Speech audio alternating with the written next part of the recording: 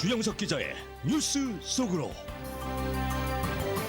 민주당 대선 주자들의 난립등, 벌써부터 내년 대선 열기가 뜨거운 가운데 도널드 트럼프 대통령의 이른바 갈라치기 전략이 성공하고 있다는 분석이 나오고 있습니다. 실제로 주요 대선 주자들의 선거 자금 모금 현황을 분석한 결과 트럼프 대통령이 민주당 대선 주자들을 후원금에서 압도하고 있는 것으로 나타났습니다. 네. 자, 주영석 기자. 네, 안녕하십니까.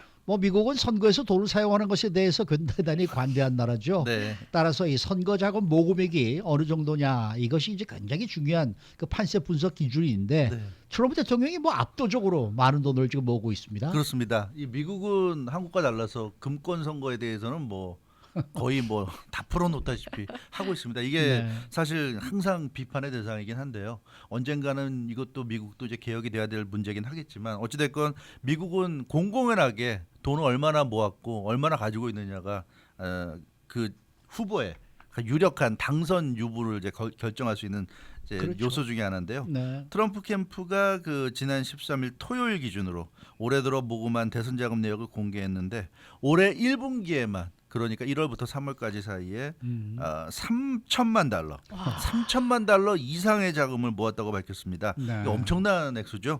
참고로 바락 오바마 대통령이 2012년 대통령 재선에 도전할 때 그 당시에 1월부터 3월까지 1분기 지금과 같은 시기에 200만 달러 모았던 것과 비교하면 200만 달러. 네, 아이고. 그러니까 현직 대통령이라는 프리미엄을 감안한다 하더라도 엄청난 금액을 지금 15배네요. 15배고요. 네, 3천만 달러. 그리고 이게 굉장히 고무적이라고 볼 수 있는 게 트럼프 대통령 입장에서 볼 때 AP 통신도 보도했지만 트럼프 대통령 대선 자금의 99%가 200달러 미만의 소액 기부라고 합니다. 그래요? 이게 트럼프 대통령 그 캠프에서 지금 밝힌 내용인데요. 그러니까 트럼프 대통령이 워낙에 억만장자고 그러니까 또 주변에 아는 지인들 중에 돈 많은 사람들이 좀 거액을 기부하지 않았을까 이런 생각을 할 수 있는데 그런 건 거의 없고 대부분이 200달러 미만의 소액 기부라고 합니다. 그래서 네. AP 보도를 보면 후원자 1인당 트럼프 캠프 평균 기부금이 34달러에 불과하다 이런 얘기를 하고 있습니다. 예. 그러니까 돈 많은 몇몇 부자들 후원보다는 많은 숫자의 일반인들의 후원이다. 근데 이게 이제 중요하다 이렇게 지금 AP가 분석을 하고 있고요. 그래서 생각보다는 트럼프 대통령이 일반인들의 후원을 지금 많이 받고 있는 것으로 그렇게 나타났습니다. 그래서 그 AP는 이런 현상을 트럼프 대통령의 재선을 바라는 공화당 성향 유권자들의 밑바닥 열기가 뜨겁다 이렇게 지금 분석을 하고 있습니다. 네. 실제로 공화당 전국위원회 같은 경우도 올 1분기에 4,580만 달러를 모금했는데 네. 이게 올해는 선거가 없는 해죠. 그러니까 내년에 선거가 있고 올해는 선거가 없는 해인데 선거가 없는 해에 1분기에 4,580만 달러 모금이라는 거 굉장히 이례적이다 이렇게 네, AP는 네. 분석을 했습니다. 그래서 트럼프 대통령 재선 캠프에도 돈이 몰리고 있고 공화당 전국위원회에도 돈이 몰리고 있다. 이 점을 좀 전했고요. 민주당에 지금 수많은 사람들이 대통령 후보에 출마했거나 출마를 지금 서두르고 있는 그런 상황인데 민주당 후보군 중에서는 버니 샌더스 상원의원이 1,820만 달러로 지금 1위를 달리고 있습니다. 네. 이것도 상당한 액수긴 한데 트럼프 대통령이 3천만 달러 이상 모았기 때문에 1분기에만. 1분기에만. 그래서 버니 샌더스 의원보다는 트럼프 대통령이 1,000만 달러 이상을 더 모았고요. 다크호스로 꼽히는 이 캘리포니아주 상원의원 카멜라 해리스가 1,200만 달러로 2위에 올랐습니다. 그리고 텍사스 출신의 이 잘생긴 후보죠. 베토 오르크 백인 후보 940만 달러고요. 최근에 급부상하고 있는 인디애나주 사우스밴드의 피터 버티지지 시장이죠. 네. 나이 37인가요? 8인가 아주 네. 젊은 하버드 대학, 옥스퍼드 대학을 나온 아주 수재 출신이고요. 게이죠. 네, 공식적으로 게이. 커밍아웃 했고요. 이 선거 캠페인 그 옷 합는 자리에 자신의 허스밴드라고 남편이라고 소개하면서 그 남편과 키스를 하는 모습도 공개했는데 이 게이 후보 이 피터 버티지지 시장이 700만 달러. 근데 이 피터 버티지지는 아주 뭐라 그럴까 워싱턴 정치권에서 볼 때는 아주 무명의 인물인데 네. 700만 달러 모아서 지금 돌풍의 인물이다 하는데 어찌됐건 그 민주당 이렇게 다양한 인물들이 나와서 나름대로 열심히 활동을 하고 있지만 이 선거 자금만 놓고 볼 때는 일단 트럼프 대통령의 상대는 지금 안 될 정도로 네. 트럼프 대통령이 많은 돈을 지금 모으고 있는 것으로 그렇게 나타났습니다. 자, 트럼프 대통령의 취임 후 2년간을 뒤돌아보면 네. 얼마나 언론들의 문매를 많이 맞았습니까? 뭐 현재까지도 그렇잖아요. 네. 예. 그럼에도 불구하고 이렇게 선거 자금을 모금하는데 네. 아주 성공적으로 지금 자금 모금을 잘 하고 있고 그리고 아까 재선 가도에 네. 이제 청신호가 켜졌다는 말씀을 해주셨는데요. 네. 이게 특별한 이유가 있을까요? 네, 그렇습니다. 이 트럼프 대통령의 전략이 뭐 아직 초반이긴 하지만 뭐 내년 11월에 대통령 선거니까 갈 길이 많이 남은 건 사실이지만 그러나 어찌됐건 초반에 전략이 지금 맞아 떨어지고 있다. 이제 그런 부분이 중요한 것 같습니다. 그러니까 트럼프 대통령의 2020 재선 전략의 핵심은 디바이드 앤 룰이라고 할 수 있는데요. 그러니까 갈라치기입니다. 그러니까 갈라놓은 다음에 뭐 공격할 건 공격하고 이제 이런 전략인데 실제로 그래서 유권자들을 지지자들과 반대자들로 이렇게 구별을 해놓는 거죠.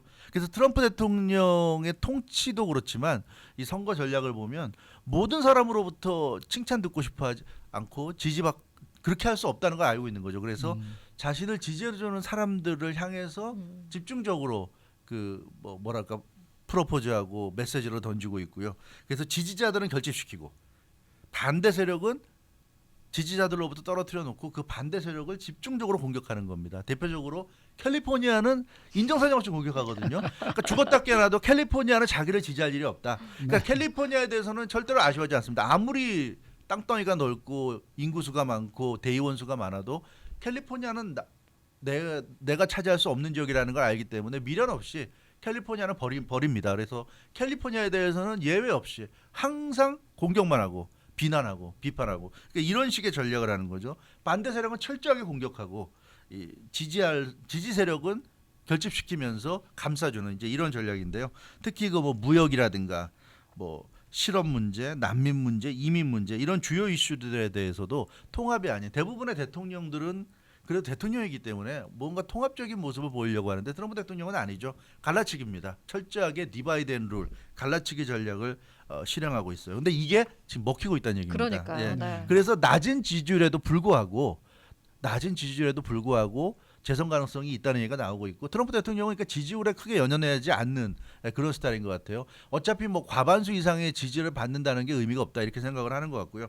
이 미국의 대형 투자은행이죠 골드만삭스의 분석을 보면 내년에 트럼프 대통령 재선 가능성이 높다는 그런 그 보고서를 내놨습니다. 네. 이 월가 대형은행들은 워싱턴 정치권의 그 변화에 굉장히 민감하죠. 그래서 이런 골드만삭스 같은 데서 내놓는 그 전망 보고서 같은 게 굉장히 정확합니다. 네. 근데 이 골드만삭스 보고서를 보면 트럼프 대통령이 민주당 후보들보다 5%에서 6% 포인트 정도 우위를 보이고 있다. 이렇게 평가하고 있고 이런 우위가 계속 이어질 가능성이 있다. 이렇게 얘기하고 있는데요.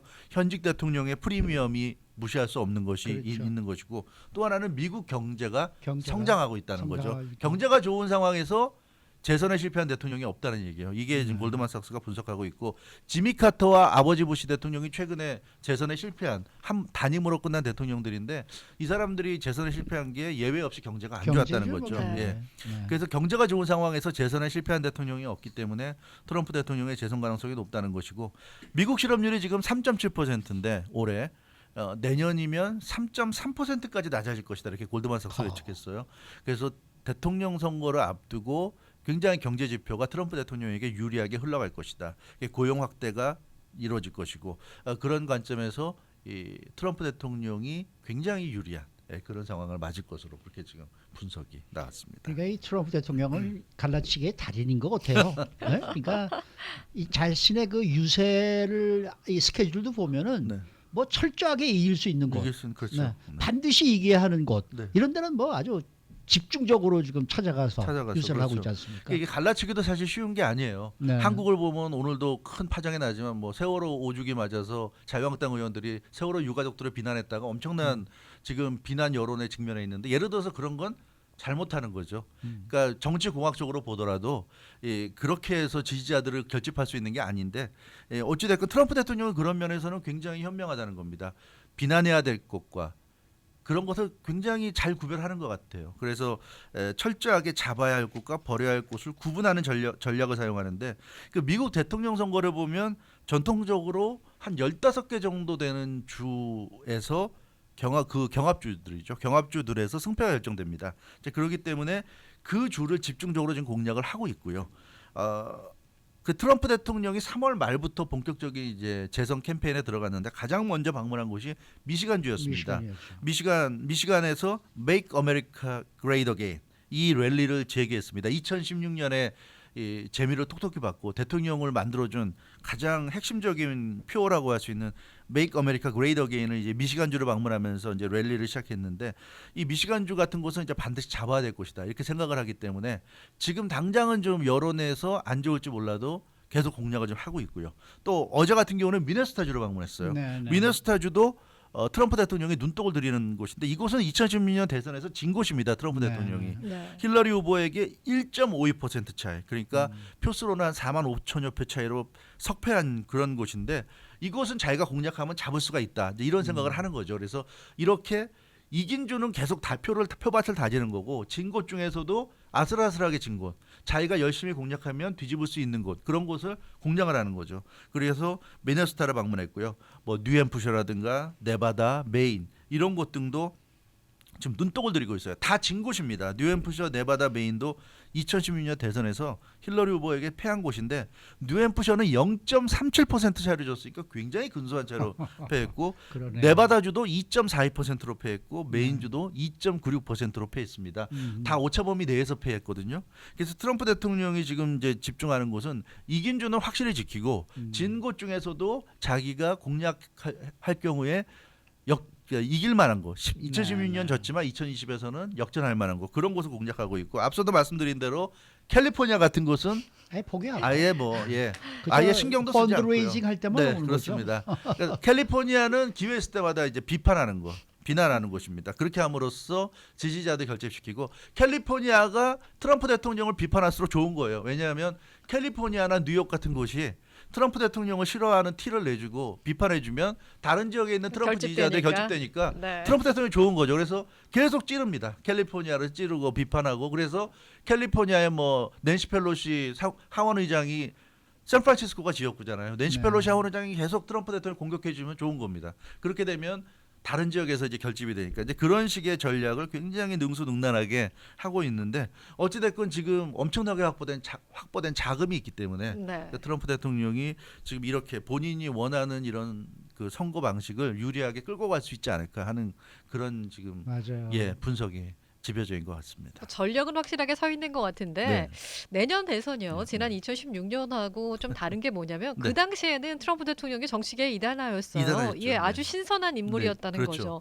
근데 이제 집권 3년 차 아니겠습니까? 내년이면 4년 차인데 그럼 신선함도 좀 떨어지고 현직 대통령이니까 식상하고 그리고 아까 전체적인 지지율은 좀 낮은 편이잖아요.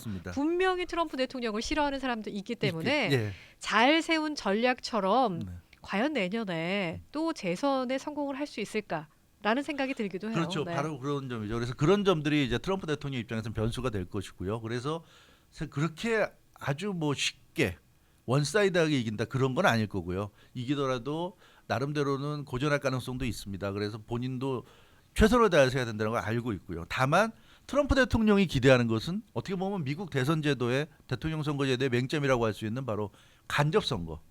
다른 민주주의 국가들이 다 직접 선거를 하고 있는데 유일하게 미국만 대통령을 간접 선거로 뽑고 있는. 그러니까 국민들은 대의원을 뽑는 거고 대의원들이 대통령을 뽑는 이 간접 선거의 어떤 뭐랄까 묘미라고 그럴까 맹점을 정확히 꿰뚫고 있는 거죠. 그래서 트럼프 대통령은 지지율에서 밀려도 상관없고 심지어 대통령 선거 투표에서 득표율에서도 민주당 후보보다 밀려도 상관없다. 내가 이겨야 될 곳만 이기면 된다. 이게 이 트럼프 대통령의 확실한 계산인 것 같습니다. 지난번도 사실 그렇게 얘기했잖아요. 그렇잖아요. 2016 대선도 사실 힐러리 후보 득표율이 48.2%, 트럼프 대통령 득표율이 46.2%. 그래서 힐러리 후보가 2% 이상 앞섰습니다. 이제 그럼에도 불구하고 선거인단에서는 304대 227로 트럼프 후보가 압승을 거뒀습니다. 이제 그렇기 때문에 트럼프 대통령의 전략은 확실해요. 캘리포니아, 뉴욕 같은 대형 진보주들은 철저히 버리는 카드로 활용하고 그 진보가 이제 그런 뉴욕이나 캘리포니아에서 결집할수록 다른 이제 지역의 보수들이 결집하니까 그런 주는 이제 그런 용으로 장기판에서 버리는 말로 사용하듯이 이제 그런 식으로 사용하는 거고요.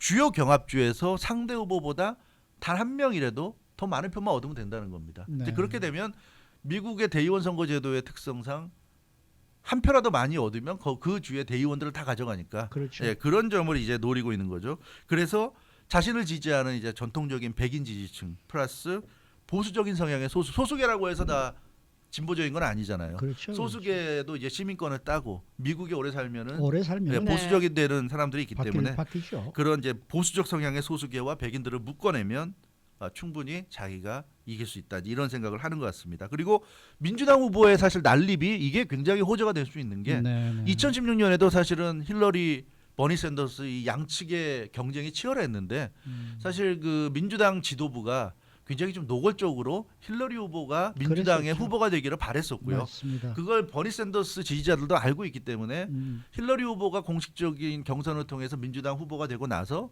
버니 샌더스 지지자들 중에 상당수가 힐러리 후보 지지를 거부했어요. 예, 그렇다고 해서 물론 뭐 트럼프 대통령을 찍은 건 아니라 해도 어찌됐건 대통령 선거 당일날 아예 투표를 포기한다거나 그런 식으로 했는데 그게 사실은 굉장히 트럼프 대통령에게 도움이 됐고요. 근데 이번에도 마찬가지로 버니 샌더스 지지자들 이번에는 이제 버니 샌더스 후보 차례다 하는 기대를 갖고 있지만 지금 민주당 들어가는 걸 보면 민주당은 역시 버니 샌더스 후보를 지지하는 것 같지는 않습니다. 뭐 MSNBC나 CNN도 보면 버니 샌더스 후보를 지지하는 것 같지는 않아요. 역시 그 민주당의 뭐라고 그럴까요? 본류라고 할 수 없고요. 무소속인데 대통령이 되기 위해서 민주당 경선에 참여하는 인물이기 때문에 뭔가 민주당 입장에서 좀 이질적인 측면도 있는 것 같고요. 그리고 나이도 좀 많고 여러 가지가 있기 때문에 민주당에서는 좀 더 신선한 인물을 원하는 것 같기도 한데 이제 그런 걸 보면 역시 경선 과정에서 민주당에서 또다시 2016년처럼 그 경선 후보들 간의 치열한 경쟁 때문에 지지자들 간의 감정이 상할 가능성도 있고 그런 여러 가지 변수가 있기 때문에 이제 그런 점을 감안한다면 트럼프 대통령의 지금 이러한 디바이드 앤 룰 전략이라고 할까요? 이런 갈라치기 전략이 상당히 먹힐 가능성이 있지 않은가 그런 그 생각이 좀 들고 있습니다. 그래서 아마 요즘 언론들 CNN이나 이런 데서 보면 그 메이어 피터 그 앞서 말씀드린 게이 시장이라고 하는 네. 그 피터 발음도 하기 라스트 네임이 발음도 하기 어려워요. 버티직이라고 해야 될까? 버티직 피터 버티직 이 사람을 굉장히 주목하는 것 같아요. 그래서 아마 버니 샌더스나 조 바이든 같은 사람보다는 새로운 인물이 떠올라서 그런 사람이 좀 돌풍을 일으켜주기를 바라는 것 같은데 아마 트럼프 대통령 입장에서는 그런 어떤 뜻밖의 돌풍을 일으키는 사람만 없다고 한다면 방어를 할 수 있다는 그런 자신감이 있지 않을까 싶습니다. 네, 수고 많으셨습니다. 주영석 기자였습니다.